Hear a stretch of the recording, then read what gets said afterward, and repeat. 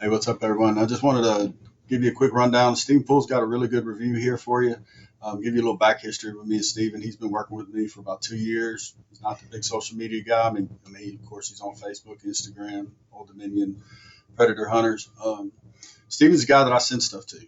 It's pretty simple. He's spot on just about everything he says about him. If I need to know something, I don't have time to hunt, I send it to Steven. I just sent him a scanner yesterday because I know I'm not going to be able to hunt this week or next week probably for the most part, and I know he's going to be going every other night. So I sent him a scanner to see what he thinks about it. So and that's the same thing we did with this RIX. I sent it to him about 3 weeks ago. He's been running it.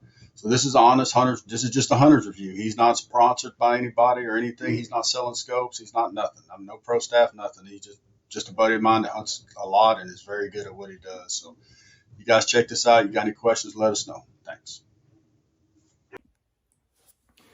I've had several calls, text messages from guys asking about this RIX Leap L6 scope. First off, solid scope. Image is very impressive. Capabilities of scope under not so great conditions have been phenomenal. I was hunting in southern Alabama 2 weeks ago with lows 75, 78 degrees, 90% humidity, and it hardly phased the image. Getting into some of the likes, first off would be the operation of the scope. The oversized knobs, buttons make it simple to run through the menu functions of the scope. Cold weather and gloves shouldn't be a problem when you're using this scope. Next would be the batteries. Being able to use the 18650s, nice button top, flush mount, doesn't matter. From what I can tell, 3 3500 milliamp batteries should run you all you can hunt in a night. Running external is also an option. The plug in the scope's recessed far enough that it makes it safe if you're, walking in and out on a set. I don't think there should be a problem as far as hanging the cable itself and damaging the port in the scope. Biggest ask I've had is about the optical zoom. Base mag's about 2.8. I'd say it's a strong 3 power, which puts picture in picture at about 6x. Personally, I don't use much more than 3 and 6 in the picture in picture when I'm hunting. Though when I've had to use a zoom, it's went up about probably 25% more than the base, and image has held up great.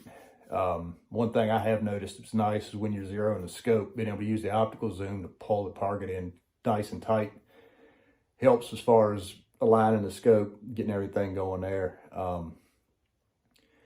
Wasn't real sure about the dot in the scope when I first got it. That's something I've actually come to like. The dot's small enough, kite at 250, 300 yards, doesn't cover too much of the kite where it's hard to make a shot placement.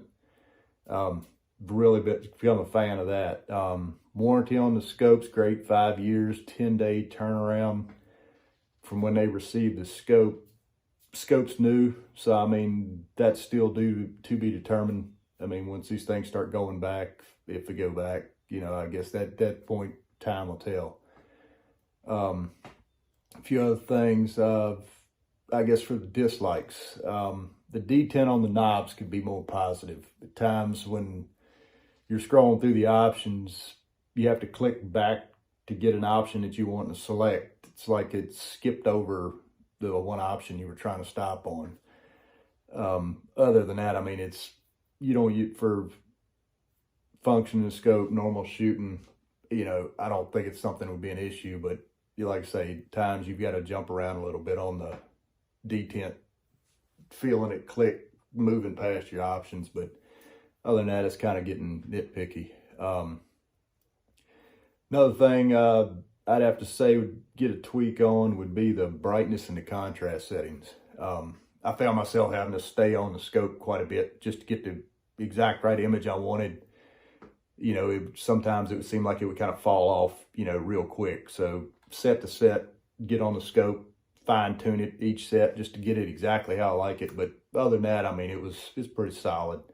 Next thing I'd probably say would be the audio on the scope. When you're doing playback on it, sometimes it sounds like the audio you're talking in a box, or it sounds distant. And I'd say it's probably more on a file transfer. If anything, I'd say probably something they could fix with the firmware update. But Overall, so far on the scope, been real impressed. I mean, it's for a price point for what you're getting out of the scope. I haven't run anything that I could say would compare to it at this point. Give John a call at Medio Creek for pricing, talk to him and see what kind of deals and special offers he's running on it. If you got any questions, feel free to hit me up on Facebook Messenger. All right, later. One thing I want to add is we get a lot of questions about the optical zoom, but if you take the optical zoom away from the scope, it is a fantastic scope. And I hope you guys like this review. I figured it'd be cool to get a review from a guy that just hunts, and he hunts a lot. He's run, Bearing Optics, Pulsar, IRA. He's run all those scopes and has a lot of knowledge. So, and doesn't have any skin in the game, if you know what I mean. So, anyway, if you get any questions for any thermal optics, you can always give us a call, and be happy to help you out. Good luck out there.